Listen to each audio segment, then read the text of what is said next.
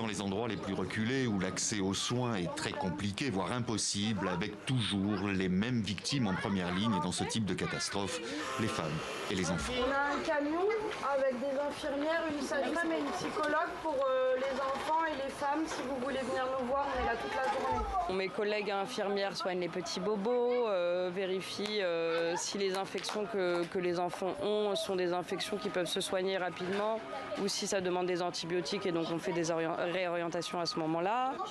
Une attention toute particulière est donnée auprès des femmes enceintes ou bien dans la distribution de contraceptifs. Il y a aussi les blessures moins visibles, de véritables traumatismes. De nombreuses femmes enceintes ont perdu leur bébé en raison du stress provoqué. Quant aux enfants, après, malheureusement, on a eu des enfants qui, suite au choc traumatique, sont passés par une période de sidération et de déni et puis sont rentrés très rapidement, au bout d'une semaine, 10 jours, dans des troubles du comportement très importants, avec nous, notre incapacité à gérer ce type de situation parce qu'on était sur des urgences vitales et non plus sur des urgences de troubles de comportement.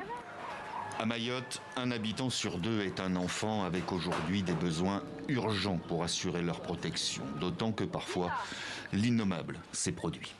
On a eu aussi des signalements et des informations préoccupantes qui n'ont pas pu arriver jusqu'au parquet, qui ne sont pas arrivées de fait jusqu'à la protection de l'enfance. Donc on a eu quelques viols qui ont eu lieu durant le cyclone d'enfants mineurs et qu'on n'a pas pu traiter tout de suite puisqu'on n'avait plus d'accès au réseau.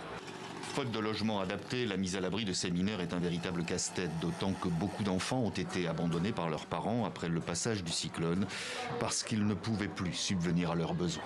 On est en train de découvrir tout ce que Chido a laissé derrière et il y a des choses qui vont nous prendre pas mal de temps à gérer, on ne va pas se mentir.